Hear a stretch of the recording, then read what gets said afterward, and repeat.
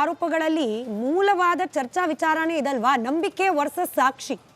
ಈ ಆಯಾಮದಲ್ಲೂ breaking update ಅನ್ನು ತಗೊಂಡು ಕ್ವಿಕ್ ಆಗಿ ಚರ್ಚೆ ಮುಂದುವರಿಸ್ತಾ ಹೋಗೋಣ. ಕ್ಷೇತ್ರದ ಹೆಸರನ್ನ ಹಾಳು ಮಾಡೋ ಪ್ರಯತ್ನ 2013ನೇ ಇಸ್ವಿಯಿಂದ ಕೂಡ ನಡೀತಾ ಇದೆ. ಬಹಳ ವ್ಯವಸ್ಥಿತವಾದ ಸಂಚು ಪಿತೂರಿ, ಇಲ್ಲಿರೋ ಎಲ್ಲರೂ ಕೂಡ ಅತ್ಯಾಚಾರಿಗಳು ಅನ್ನೋ ರೀತಿಯಲ್ಲಿ ಬಿಂಬಿಸೋ ಪ್ರಯತ್ನ ಮಾಡಲಾಗ್ತಾ ಇದೆ.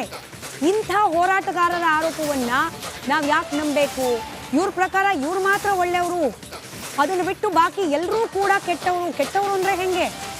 ಯಾವ ಹೆಣ್ಮಕ್ಳಿಗೂ ಕೂಡ ನ್ಯಾಯ ಸಿಗಬೇಕು ಅಂತ ಬಯಸದೇ ಇರೋರು, ಹೆಣ್ಮಕ್ಳ ವಿರೋಧಿಗಳು, ಬಡವರ ವಿರೋಧಿಗಳು, ಹಿಂಗೊಂದು ಅಪಪ್ರಚಾರ ನಡೀತಾ ಇದೆ. ಸುಳ್ಳು ಆರೋಪ ಮಾಡುವವರನ್ನ ನಂಬೇಡಿ ಅಂತ ಹೇಳ್ತಿದ್ದಾರೆ ಧರ್ಮಸ್ಥಳ ಗ್ರಾಮದವ್ರು. ಆರೋಪ ಮಾಡುವವರು ದಾಖಲೆ ಕೊಟ್ಟು ಮಾತನಾಡ್ಲಿ, ಇಷ್ಟೆಲ್ಲ ಅಲ್ಲಪ್ಪ. ವೆರಿ ಸಿಂಪಲ್ ಸೊಲ್ಯೂಷನ್ ಅವ್ರ ಪ್ರಕಾರ.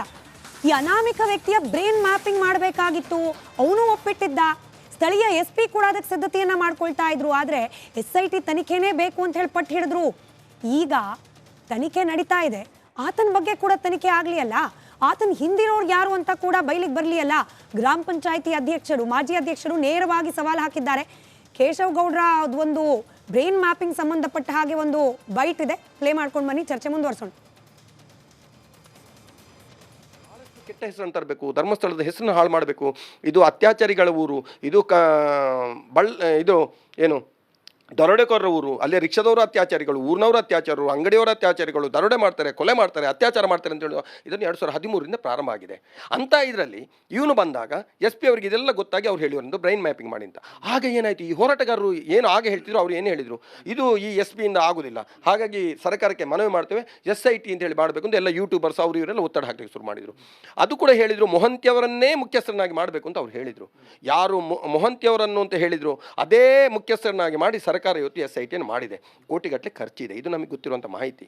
ಬಟ್ ಏನು ಅರುಣ್ ಕುಮಾರ್ ಅವರು ಹೇಳಿದರು ಆ ಪ್ರಕಾರ ಬ್ರೈನ್ ಮ್ಯಾಪಿಂಗ್ ಆಗಿ ಹೋಗೋದಾದರೆ ಅಲ್ಲಿ ಸಿಕ್ತಿತ್ತು. ಆದರೆ ಸರ್ಕಾರಕ್ಕೂ ಕೂಡ ಇದರ ಏನು ಅಂತ ಹೇಳಿದರೆ ಹೇಳುವಂಥದ್ದು, ಸಿದ್ದರಾಮಯ್ಯ ಅವರಿಗೆ ಹಣ ಹೋಗಿದೆ, ಪರಮೇಶ್ವರ್ ಅವರಿಗೆ ಹಣ ಕೊಟ್ಟಿದ್ದಾರೆ, ಪ್ರಭಾವಿಗಳ ಕೈವಾಡ ಇಲ್ಲಿದೆ, ಎಲ್ಲವನ್ನು ಹಣದಲ್ಲಿ ಕೊಳ್ಳಿಕ್ಕೆ ಆಗ್ತದೆ. ಯಾರು ಕೂಡ ಹಾಗಾದರೆ ಈ ಸಮಾಜದಲ್ಲಿ ಹೋರಾಟಗಾರರನ್ನು ಬಿಟ್ಟು ಉಳಿದವರೆಲ್ಲ ಏನು ಭ್ರಷ್ಟರ, ಅವರು ಮಾತ್ರ ಒಳ್ಳೆಯವರ?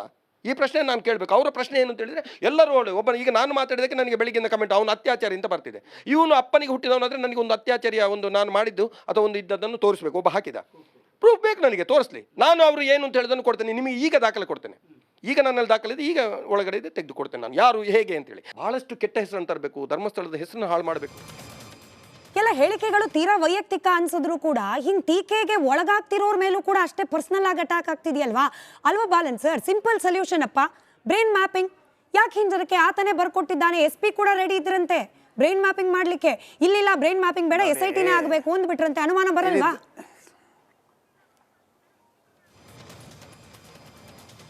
ಇದೆಲ್ಲ ದಾರಿ ತಪ್ಪಿಸೋ ಕೆಲಸ ಮಾಡ್ತಾ ಇದ್ದಾರೆ. ಬ್ರೈನ್ ಮ್ಯಾಪಿಂಗ್ ಅಂದರೆ ಏನು, ನಾರ್ಕೋ ಅನಾಲಿಸಿಸ್ ಅಂದರೆ ಏನು, ಸೆಲ್ವಿ ಕೇಸಲ್ಲಿ ಅದು ಮಾಡಬಾರ್ದೆಂದು ಸರ್ವೋಚ್ಚ ನ್ಯಾಯಾಲಯ ತೀರ್ಪು ಕೊಟ್ಟಿದೆ. ಅದು ಏನು ಸೈಂಟಿಫಿಕ್ ಅನಾಲಿಸಿಸ್ ಎಲ್ಲಿ ಇಲ್ಲ, ಇಡೀ ಪ್ರಪಂಚದಲ್ಲಿ ಬ್ರೈನ್ ಮ್ಯಾಪಿಂಗ್ ಅನ್ನೋದು ಎಲ್ಲಿ ಇಲ್ಲ. ಅದು ಸುಮ್ಮನೆ ದಾರಿ ತಪ್ಪಿಸೋ ಜಾಗ ನೋಡ್ತಾ ಇದ್ದಾರೆ. ಈಗ ನಾನು ಹೇಳೋದು, ಅವರು ಬ್ರೈನ್ ಮ್ಯಾಪಿಂಗ್ ಅಂತಾರಲ್ಲ, ಆ ಮನುಷ್ಯ ಯಾರ್ಯಾರು ಹೆಸರು ಹೇಳಿದ್ದಾರೆ ಅವ್ರನ್ನ ಬ್ರೈನ್ ಮ್ಯಾಪಿಂಗ್ ಕಳಿಸಿ. ಆ ಪಂಚಾಯತ್ ಪ್ರೆಸಿಡೆಂಟ್ ಯಾರಿದ್ದಾರೆ ಅವರು ಬ್ರೈನ್ ಮ್ಯಾಪಿಂಗ್ ಹೋಗಲಿ, ಆ ಊರಲ್ಲಿ ಇದೆಲ್ಲ ಸುಳ್ಳು ಅಂತಾರಲ್ಲ ಅವರು ಬ್ರೈನ್ ಮ್ಯಾಪಿಂಗ್ ಹೋಗಲಿ. ನೋಡಿ ಏನು ವೈಟ್ ಇದು ಏನಂದರೆ, ಅಲ್ಲಿ ಮಹಿಳೆಯರು ಹುಡುಗಿಯರು ಕಾಣೆ ಆಗಿದ್ದಾರೆ. ಅವ್ರು ಎಲ್ಲರೂ ಕೂಡ ಸ್ಥಳೀಯರು, ಕೆಲವು ಹೊರಗಿಂದ ಬಂದಿರೋರು. ಧರ್ಮಸ್ಥಳ ಮೇಲೆ ಯಾರು ಅಪಪ್ರಚಾರ ಏನೂ ಮಾಡ್ತಾ ಇಲ್ಲ. ಸ್ಥಳ FIR ಅಲ್ಲಿ ಧರ್ಮಸ್ಥಳ ಅಂತ ಬರುತ್ತೆ, ಅದು ನಮ್ಮ ದೇಶದಲ್ಲಿ ಒಂದು ಅದೇನು ರಾಜ್ಯಾಂಗ ಅಲ್ಲ.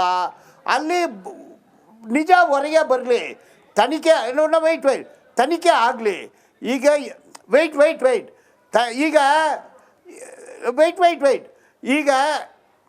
ಈಗ ಹಲೋ ಇಲ್ಲ ಮಹಾಬಲ್ ಶೆಟ್ಟಿ ಸರ್ ಮಾತನಾಡ್ತಿದ್ದಾರೆ. ADGP ಲೀಡರ್ಶಿಪ್ ಅಲ್ಲಿ ಹೇಳಿ ಸರ್ ಶೆಟ್ಟಿ ಸರ್ ಹೇಳಿ. ಈಗ ಇವರು ಈಗ ADGP ಲೀಡರ್ಶಿಪ್ಪಲ್ಲಿ 4 ಜನ IPS ಆಫೀಸರ್, ಅವ್ರಿಗೇನು ಧರ್ಮಸ್ಥಳ ಹೆಸರು ಕೆಡಿಸ್ಬೇಕಂದಿಲ್ಲ. ಅಲ್ಲಿ FSLನವ್ರು ಹೋಗಿದ್ದಾರೆ, ಅವ್ರಿಗೇನು ಧರ್ಮಸ್ಥಳ ಹೆಸರು ಕೆಡಿಸ್ಬೇಕಂದಲ್ಲ. ತಜ್ಞರಿಗೆ ಯಾರಿಗೂ ಇಲ್ಲ, ಯೂಟ್ಯೂಬರ್ಗೂ ಇಲ್ಲ, ಪರ್ಸನಲ್ ಆಗಿ ವ್ಯಕ್ತಿತ್ವವಾಗಿ ಯಾರಿಗೂ ಇಲ್ಲ. ಮಹಿಳೆಯರು ಹುಡುಗಿಯರು ಅಲ್ಲಲ್ಲ, ಕಾಣೆ ಆಗಿದ್ದಾರೆ, ನ್ಯಾಯ ಕೊಡ್ಸಿ, ನೀವೇ ಹೇಳ್ತೀರಾ ಪ್ರಾಣಿಗಳಿಗೆ ತನಿಖೆ ನ್ಯಾಯ ನಡೀತಿರ್ಬೇಕಾದ್ರೆ ಕೇಳುತ್ತೆ. ಯಾಕೆ ಸರ್ ಸರ್ಟಿಫಿಕೇಟ್ ಕೊಡ್ತಿದ್ದಾರೆ, ಜಡ್ಜ್ಮೆಂಟ್ ಕಾಪಿ ಯಾಕೆ ಪಾಸ್ ಮಾಡ್ತಿದ್ದಾರೆ? ಹೆಸರು ಕೆಡಿಸೋ ಉದ್ದೇಶ ಇಲ್ಲ ಅನ್ನೋ ಹಾಗಿದ್ರೆ SIT ತನಿಖೆ ಮುಗಿಯೋವರೆಗೂ ವೇಟ್ ಮಾಡ್ಬೋದಿತ್ತಲ್ಲ ವಿಡಿಯೋ ಮಾಡ್ಲಿಕ್ಕೆ. SIT ತನಿಖೆ ಪ್ರಾರಂಭ ಆಗೋಕ್ ಮುಂಚೆನೆ ವಿಡಿಯೋ, SIT ತನಿಖೆ ಆಗೋಕ್ ಮುಂಚೆನೆ ಇಂಥವರೇ ಮಾಡಿದ್ದಾರೆ ಸರ್ಟಿಫಿಕೇಟ್. ನೀವೇ ಹೇಳ್ದಾಗ ಯೂಟ್ಯೂಬರ್ಸ್ ನಿಮ್ಮ ಬಾಯಲ್ಲೇ ಬಂದಿದ್ದು. ನೀವೇ ಹೇಳಿದ್ದು ಯೂಟ್ಯೂಬರ್ಸ್ ಅಂತ, ನನ್ನ ಮಾತಲ್ಲ ಅದು. ನೀವೇ ಹೇಳಿದ್ದು ಯೂಟ್ಯೂಬರ್ಸ್ ಅಪಪ್ರಚಾರ ಮಾಡೋ ಉದ್ದೇಶ ಇಲ್ಲ ಅಂತ. ಈಗ ಇದು ಕ್ರಾಸ್ ಎಕ್ಸಾಮಿನೇಷನ್. ಯೂಟ್ಯೂಬರ್ ಯಾರಾಗ್ಲೂ ಮಾಡಿದ್ರೆ ನ್ಯಾಯ ಬೇಕಂದು ಮಾಡಿರ್ತಾರೆ, ತಪ್ಪೇನಿಲ್ಲ. ಯಾರ ಮೇಲೆ ಆರೋಪ ಮಾಡಿಲ್ಲ. A committed, B committed, C committed, ಹೆಸರು ಹೇಳಿದ್ದಾರೆ ಸರ್. ಸಮಸ್ಯೆ ಇರೋದೇ ಅಲ್ಲಿ. ವಿತ್ ನೇಮ್ ಇವರೇ ಮಾಡಿದ್ದಾರೆ ಅಂತ ಹೇಳಿ ಹೆಸರು ಹೇಳಿ ಮಾಡಿದ್ದಕ್ಕೇನೆ ಇವತ್ತು ಆ ಗ್ರಾಮಸ್ಥರು ಮಾತಾಡ್ತಾ ಇರೋದು. ನೀವು ಕೋರ್ಟ್ಗೆ ಹೋಗಿ ತೀರ್ಮಾನ ಮಾಡ್ಕೊಳ್ಳಿ. ಹೌದು, ಕೋರ್ಟ್ ಅಲ್ಲಿ ಆಲ್ರೆಡಿ ಕೇಸ್ ಇದೆ. ಇದಕ್ಕೆ ಸಂಬಂಧಪಟ್ಟ ಹಾಗೆ ಕೋರ್ಟ್ ಅಲ್ಲಿ ಕೇಸ್ ಇದೆ. ಒಂದ್ ಸೆಕೆಂಡ್, ನಿಮ್ಮ ಆಂಗಲ್ ಅಲ್ಲಿ ಯೋಚನೆ ಮಾಡ್ಲಿಕ್ಕೆ ಆಗಲ್ಲ. SIT ಮಾಡ್ತಾ ಇದ್ದಾರೆ ತನಿಖೆ ಅಂತಂದ್ರೆ ಮಾಡ್ಲಿ ಬಿಡಿ, ಮಾತಾಡಕ್ ಬಿಡಿ, ಮಾತಾಡಿ. ನಾನು ಹೇಳೋದನ್ನ ಸ್ವಲ್ಪ ಕೇಳ್ಕೊಳ್ಳಿ. ಹೇಳಿ ಸರ್. ತನಿಖೆ ಆಗ್ಲಿ ನಮ್ದು ಅದೇ ಸರ್, ತನಿಖೆ ಆಗತ್ತಂತ ನೀವು ಸುಮ್ಮನೆ ಇರ್ಬೇಕಲ್ಲ. ತನಿಖೆ ಆಗ್ಲಿ, ಯೂಟ್ಯೂಬರ್ ಮಾತಾಡ್ಲಿ, ಮಾಧ್ಯಮದವರು ಮಾತಾಡ್ಲಿ, ನೀವು ಯಾಕೆ ದಾರಿ ತಪ್ಪಿಸ್ತೀರಾ? ನಿಮ್ಗೆ ಇಲ್ಲಿ ತನಕ 13 ವರ್ಷ ದಾರಿ ತಪ್ಪಿಸಿದ್ದಾರೆ ಸರ್. 2013 ದಾರಿ ತಪ್ಪಿಸಿದ್ದಾರೆ ಸರ್. ಒಂದು ದಿನ ಒಂದು ಸಾಕ್ಷಿ ಕೊಡ್ಲಿಲ್ಲ. ದಾರಿ ಸೌಜನ್ಯಂಗೆ ಅವ್ರ ಹತ್ರ ಜೋಬಲ್ಲಿ ಮೊಬೈಲ್ ಅಲ್ಲಿರೋ ಸಾಕ್ಷಿಗಳನ್ನು ಕೊಟ್ಟುಬಿಟ್ಟಿದ್ರೆ ಇಷ್ಟೊತ್ತಿಗೆ ಯಾವತ್ತೋ ಸೌಜನ್ಯಂಗೆ ಸಾಕ್ಷಿ ಸಿಗ್ತಾ ಇತ್ತು, ನ್ಯಾಯ ಸಿಗ್ತಾ ಇತ್ತು. ಜೇಬಲ್ಲಿದೆ, ಮೊಬೈಲ್ ಅಲ್ಲಿ ಇದೆ, ಸಾಕ್ಷಿ ರೆಡಿ ಇದೆ. ಇವತ್ತು ತಂದು ಕೊಟ್ಟೆ, 1 ಗಂಟೆಯಲ್ಲಿ ಕೊಟ್ಬಿಡ್ತೀನಿ, ಇನ್ನೇನ್ ರೆಡಿ ಇಟ್ಕೊಂಡಿದೀನಿ ಅಂತ ಹೇಳಿ 2013 ಅನ್ಯಾಯ ಮಾಡಿದ್ರಿ ಸೌಜನ್ಯಗೆ. ಎಲ್ಲಿದೆ ಸಾಕ್ಷಿ? SIT ಬರೋ ತನಕ ಸಾಕ್ಷಿನಲ್ಲಿ ಸೌಜನ್ಯ ಕೊಲೆ ಆದ್ಲಾ ಇಲ್ವಾ? ಕೊಲೆ ಆದ್ಲು ಸರ್. ಅದು ಸಾಕ್ಷಿ ಜೋಬಲ್ಲಿ ಇದೆಯಲ್ಲ, ಕೊಡಕ್ ಹೇಳಿ ಅವ್ರಿಗೆ. ಮತ್ತೆ ಅರೆ ನಮ್ಗ ಅದಕ್ಕೆ ಏನ್ ಮಾತಾಡ್ತೀರಾ ನೀವು? ನಾನು ಅದನ್ನೇ ಮಾತಾಡ್ತಾ ಇದ್ದೀನಿ ಸರ್. ಸಾಕ್ಷಿ ಇದೆ, ಅವರೇ ಅಂತ ಹೇಳಿ ನೀವು ಓಪನ್ ಆಗಿ ಹೇಳ್ತಿರಲ್ಲ. ಅಲ್ಲಿ ಬಿಟ್ಟಿದ್ದಾರೆ. ಸರಿ, ನೀವು ನಮ್ಗೆ ಯಾಕೆ ರಿಪ್ಲೈ ಕೊಡ್ತೀರಾ? ನಿಮಗೆ ಅಂದ್ರೆ ನಿಮಗೆ ವೈಯಕ್ತಿಕವಾಗಲ್ಲ ಸರ್, ಯಾರು ಆರೋಪ ಮಾಡ್ತಿದ್ದಾರೆ ಅವರಿಗೆ. ನೀವು ಒನ್ ಸೈಡೆಡ್ ಇದ್ದೀರಾ ಸರ್. ನೀವು ಒನ್ ಸೈಡೆಡ್ ಸತ್ತಿರೋರಿಗೆ ಪ್ರಾಣಕ್ಕೆ ನ್ಯಾಯ ಸಿಗಲಿ. ಎಕ್ಸಾಕ್ಟ್ಲಿ ಸರ್, ಅದಾಗಬೇಕು. ಜೀವಕ್ಕೆ ನ್ಯಾಯ ಸಿಗಲಿ, ಮುಗಿಬೇಕು. ಜೀವಗಳು ನ್ಯಾಯ ಕೇಳ್ತಾ ಇದೆ, ನ್ಯಾಯ ಒದಗಿಸಿ. ಸರಿ, ನಾನು ಸುನಿಲ್ ಕುಮಾರ್ ಸರ್, ಈ ತರದ ಗೊಂದಲ ಆಲ್ರೆಡಿ ಕ್ರಿಯೇಟ್ ಆಗಿದೆ. ಫ್ರಾಂಕ್ ಆಗಿ ಹೇಳ್ತೀನಿ, ಕೀರ್ತಿ ಅವರೇ, ಬಾಲನ್ ಅವರೇ, ಇಲ್ಲಿ ಈ ಪ್ರಕರಣದಲ್ಲಿ ಎಲ್ಲರೂ ಮಾಡ್ತಿರೋದು ಅದೇನೆ. ದಾರಿ ತಪ್ಪಿಸೋ ಪ್ರಯತ್ನನೇ ಆಗ್ತಿರೋದು ಎರಡೂ ಕಡೆಗಳಿಂದ. SIT ತನಿಖೆ ಬಗ್ಗೆ ವಿಶ್ವಾಸ ಇದ್ದಿದ್ರೆ ಎರಡೂ ಕಡೆಗಳಿಂದ ವಿಡಿಯೋನು ಬರ್ತಿರ್ಲಿಲ್ಲ, ಎರಡೂ ಕಡೆಗಳಿಂದ ಜಡ್ಜ್ಮೆಂಟ್ ಪಾಸ್ ಆಗ್ತಿರ್ಲಿಲ್ಲ. ಪಂಚಾಯತ್ ಪ್ರೆಸಿಡೆಂಟ್, ಪಂಚಾಯತ್ ಸೆಕ್ರೆಟರಿ ದಾರಿ ತಪ್ಪಿಸ್ತಾ ಇದ್ದಾರೆ ಸರ್. 183 ರೆಕಾರ್ಡ್ ಆದ್ಮೇಲೆ ಏನ್ ರೆಕಾರ್ಡ್ ಮಾಡಿದ್ದಾರೆ ಅಂತ ಹೇಳಿ ಇವ್ರಿಗೆ ಗೊತ್ತಿಲ್ಲ, ವಕೀಲರಿಗೆ ಗೊತ್ತಿಲ್ಲ. ಅಷ್ಟೊತ್ತಿಗೆ ವರ್ಡಿಕ್ಟ್ ವಿಡಿಯೋ ಇವರೇ ಮಾಡಿದ್ದು, ಹಿಂಗೆ ಮಾಡಿದ್ದು, ಕಾರ್ ನಂಬರ್ ಇದು, ಕಾರ್ ಗಾಡಿ ಕಲರ್ ಇದು, ಇಷ್ಟೊತ್ತಿಗೆ ಬಂದ್ರು, ಬಾಡಿ ಇಲ್ಲಿ ಸಿಕ್ತು. ವಕೀಲರಿಗೆ ಹೆಂಗ್ ಗೊತ್ತಾಗುತ್ತೆ? ಅದೇ ವಕೀಲರಿಗೆ ಗೊತ್ತಿಲ್ಲ, ವಿಡಿಯೋ ಮಾಡಿದವ್ರಿಗೆ ಹೆಂಗ್ ಗೊತ್ತಾಯ್ತು ಸರ್? ಸಾಕ್ಷಿ ಜೋಬಲ್ಲಿ ಇಟ್ಕೊಂಡವ್ರಿಗೆ ಹೆಂಗ್ ಗೊತ್ತಾಯ್ತು ಸರ್? ಸಾಕ್ಷಿನ ಫೋನ್ ಅಲ್ಲಿ ಇಟ್ಕೊಂಡವ್ರಿಗೆ ಹೆಂಗ್ ಗೊತ್ತಾಯ್ತು ಸರ್? FSL ರಿಪೋರ್ಟ್ ಬರಕ್ ಮುಂಚೆ ಮೊನ್ನೆ ಬುರ್ಡೆ ತಗೊಂಡ್ಬಂದಿದ್ದಾರೆ. ಬುರ್ಡೆ ತಗೊಂಡ್ಬಂದಿರೋದು ಅದು 26 ವರ್ಷದ ಮಹಿಳೆಯ ಬುರ್ಡೆ ಅಂತ ಹೇಳಿ ಸರ್ ಹೇಳ್ತಾರೆ. ಯಾರು ಕೊಟ್ರು ಸರ್ FSL ರಿಪೋರ್ಟ್? ಅವ್ರಿಗೆ 26 ವರ್ಷದ ಮಹಿಳೆಯ ಬುರುಡೆ ಅದು ಅಂತ ನಮ್ಗೆ ಗೊತ್ತಾಗಿದೆ. FSL ಕಡೆಯಿಂದ ನಮ್ಗೆ ವರದಿ ಬಂದಿದೆ ಅಂತಾರಲ್ಲ. ಯಾರು ಕೊಡ್ತಿದ್ದಾರೆ? ಯಾರು ದಾರಿ ತಪ್ಪಿಸ್ತಾ ಇದ್ದಾರೆ ಜನಗಳದು? ಯಾರು ದಾರಿ ತಪ್ಪಿಸ್ತಾ ಇದ್ದಾರೆ? ಇದೇ ಈಗ ಹೇಳ್ತಾರೆ ಮಹಾಬಲ್ ಶೆಟ್ಟಿ ಅದೇ ಜಾಗದಲ್ಲಿ 70 ಹೆಣಗಳನ್ನ ಹೂಳಿದ್ದಾರೆ ಅಂತ ಹೇಳ್ತಾ ಇದ್ದಾರೆ. ಅದ್ರಲ್ಲಿ ಒಂದು ರೇಪ್ಡ್ ಅಂಡ್ ಮರ್ಡರ್ ಬಾಡಿ ಇಲ್ಲ ಅಂತ ಹೇಳ್ತಿದ್ದಾರೆ. ಕೇಳಿಸ್ಕೊಳ್ಳಿ, ಅವ್ರು ಹೇಳ್ತಾರೆ, ಕೇಳಿಸ್ಕೊಳ್ಳಿ. ಹೇಳಿ ಬಾಲನ್ ಸರ್. ಅಲ್ಲಿ ಕಾಣೆ ಆಗಿದ್ದಾರೆ.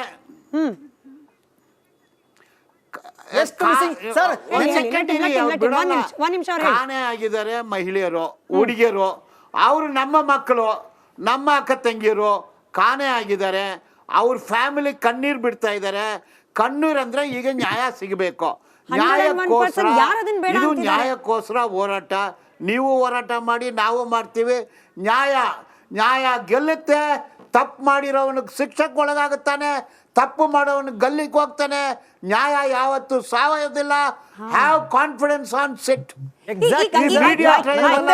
ಸರ್ ಬಾಲನ್ ಸರ್ ನನಗೆ ಒಂದೇ ಒಂದು ಪ್ರಶ್ನೆಗೆ ಉತ್ತರ ಬೇಕು ಸರ್ ನಿಮ್ಮಿಂದ. ನಮ್ಮ ತಜ್ಞರ ಮೇಲೆ ಇರಲಿ ನಂಬಿಕೆ ಇರಲಿ. ಸರ್ ಬಾಲನ್ ಸರ್ ಒಂದೇ ಒಂದು ಪ್ರಶ್ನೆಗೆ ಉತ್ತರ ಬೇಕು ಸರ್. 24 ಗಂಟೆಯಿಂದ ಕಾಯ್ತಾ ಇದ್ದೀನಿ, ನೀವು ಸಿಕ್ಕಿದ್ದು ನನಗೆ ಒಳ್ಳೇದಾಯ್ತು ಸರ್. ನೆನ್ನೆ ಇದೇ ಡಿಬೇಟ್ ಅಲ್ಲಿ ನೀವು ಹೇಳಿದ್ರಿ 376 ಹೆಣ್ಣು ಮಕ್ಕಳ ಮಿಸ್ಸಿಂಗ್ ಕೇಸ್ ಆಗಿದೆ ಅಂತ. ಸರ್ ಅದು ಯಾವ ಸ್ಟೇಷನ್ ಅಲ್ಲಿ ಆಗಿದೆ, ಎಲ್ಲಾಗಿದೆ, ನಿಮ್ಗೆ ಯಾವ ರಿಪೋರ್ಟ್, ನಿಮ್ಮ ಹತ್ರ ಎಷ್ಟು ಕಾಪೀಸ್ ಇದೆ ಮಿಸ್ಸಿಂಗ್ ಕೇಸಸ್ ಒಂಚೂರು ನಂಗೆ ಬೇಕು ಸರ್ ಡೀಟೇಲ್ಸ್. 376 ಕೇಸು ಅಂತ ನೆನ್ನೆ ನೀವು ಇದೇ ಡಿಬೇಟ್ ಅಲ್ಲಿ ಹೇಳಿದ್ರಿ. 326 ಹೆಣ್ಣು ಮಕ್ಕಳು ಮಿಸ್ ಆಗಿದ್ದಾರೆ ಅಂತ. ಎಲ್ಲಿ ಸರ್ ಅದು? ಬನ್ನಿ ಎಲ್ಲ ಹೇಳ್ತೀನಿ ಸರ್. ನಮ್ಮ ಆಫೀಸಲ್ಲಿ ಅಲ್ಲ ಸರ್, 367 ಅಂತ ಹೇಳಿದ್ದು. 367 ಅಂತ ನಾನು ಹೇಳಿದ್ದು. ಬಾಲನ್ ಸರ್ 367 ಅಂತ ಹೇಳಿದ್ದು. ನಮ್ಮ ಕಚೇರಿಯ ಪ್ರತಿನಿಧಿಗಳು ನಿಮ್ಮ ಕಚೇರಿಯಲ್ಲಿ ಇದ್ದಾರೆ, ಕ್ಯಾಮ್ರಾಮನ್ ಇದ್ದಾರೆ, ಬಹುಶಃ ಒಬ್ಬ ರಿಪೋರ್ಟರ್ ಕೂಡ ಬಂದಿದ್ದಾರೆ. ಕೊಟ್ಟು ಕಳಿಸಿ ಸರ್ ಕಾಪಿ, ಅದನ್ನೇ ಬ್ರೇಕಿಂಗ್ ನ್ಯೂಸ್ ಹಾಕೋಣ. ಆ 367 ಪ್ರಕರಣಗಳು ಯಾವ್ದು ಬ್ರೇಕಿಂಗ್ ನ್ಯೂಸ್ ಹಾಕೋಣ.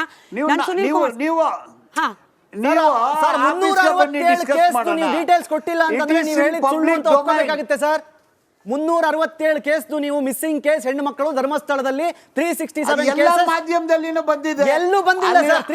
40 ನೀವೇ ಹೇಳ್ತೀರಿ ಸರ್. ಬಾಲನ್ ಸರ್ ನಿಮ್ದೇ ಡಿಬೇಟ್ ಅಲ್ಲಿ ಕೇಳಿದೀನಿ, ಧರ್ಮಸ್ಥಳದಲ್ಲಿ ಬೆಳತಂಗಡಿಯಲ್ಲಿ ಯಾವ ಮಿಸ್ಸಿಂಗ್ ಕೇಸು ತಗೋತಾ ಇರ್ಲಿಲ್ಲ ಅಂತ ನೀವೇ ಹೇಳಿದ್ರಿ. ಅನನ್ಯ ಭಟ್ ತಾಯಿ ಹೋಗಿ ಮಿಸ್ಸಿಂಗ್ ಕೇಸ್ ಕಂಪ್ಲೇಂಟ್ ಕೊಡೋಕೆ ಹೋದ್ರೆ ಧರ್ಮಸ್ಥಳದಲ್ಲಿ ತಗೊಂಡಿಲ್ಲ ಅಂದ್ರಿ. ಆಯ್ತು ಕೀರ್ತಿ ಅವರೇ, ನೀವು ಮಾತಾಡಿದ್ರಿ, ಬಾಲನ್ ಸರ್ ಕೂಡ ಮಾತಾಡಿದ್ರು. ಅಲ್ಲೇ ಇದ್ದವರು ಮಹಾಬಲ್ ಶೆಟ್ರು ಅಲ್ಲೇ ಇದ್ದವರು ಮಹಾಬಲ್ ಶೆಟ್ರೆ 300ಕ್ಕೂ ಅಧಿಕ ಮಿಸ್ಸಿಂಗ್ ಕಂಪ್ಲೇಂಟ್ಗಳು ನೀವಿದ್ದ ಅವಧಿಯಲ್ಲಿ. ಆಯ್ತು ಸರ್, ನಾವ್ ಯಾರ್ದು ಸುಳ್ಳು ಅಂತ ಹೇಳ್ತಿಲ್ಲ. ಇಮೋಷನಲಿ ನಾವ್ ಎಲ್ರೂ ಕೂಡ ಯಾರಾದ್ರೂ ಮನೆಯಲ್ಲಿ ಹೆಣ್ಣು ಮಕ್ಕಳು ಮೃತಪಟ್ಟಿದ್ರೆ, ಅತ್ಯಾಚಾರ ಆಗಿದ್ರೆ, Balan sir for God sake listen to me. Keerthi ಅವರೇ ಕೇಳಿಸ್ಕೊಳ್ಳಿ, ಬಾಲನ್ ಅವರೇ ಕೇಳಿಸ್ಕೊಳ್ಳಿ, ಬಾಲನ್ ಸರ್ ಕೇಳಿಸ್ಕೊಳ್ಳಿ. ಇಲ್ಲಿ ಯಾರು ಯಾರದ್ದೂ ವಾದ ಸುಳ್ಳು ಅಂತ ಹೇಳ್ತಾ ಇಲ್ಲ. ನಮ್ಮೆಲ್ಲರ ಅನುಕಂಪ, ನಮ್ಮೆಲ್ಲರ ಸಹಾನುಭೂತಿ, ಹಾಗೆ ನಮ್ಮೆಲ್ಲರ ಮನಸ್ಸಿನಲ್ಲಿರ್ತಕ್ಕಂಥ ಹೋರಾಟ ಹೆಣ್ಣು ಮಕ್ಕಳ ಪರವಾಗಿ ಯಾವಾಗ್ಲೂ ಇದೆ, ಇರುತ್ತೆ ಕೂಡ. ನಾವು ಯಾರು ಕೂಡ ಇವತ್ತು ಆ ಹೆಣ್ಣು ಮಕ್ಕಳ ಕುಟುಂಬದ ವಿರುದ್ಧವಾಗಿ ಮಾತನಾಡ್ತಿಲ್ಲ. ಆದರೆ ಮಾತನಾಡ್ತಿರೋದು ಈ ರೀತಿಯ ವಾದಗಳ, ನಾವು ಕಂಡಿದ್ದೇ ಸತ್ಯ ಅಂತ ಮಾಡ್ತಿರೋ ವಾದಗಳ ಬಗ್ಗೆ ಅಷ್ಟೇ. ಮಹಾಬಲ್ ಶೆಟ್ರು ಅಲ್ಲಿದ್ದವ್ರು, ಅವ್ರು ಮಾತನಾಡಲಿ.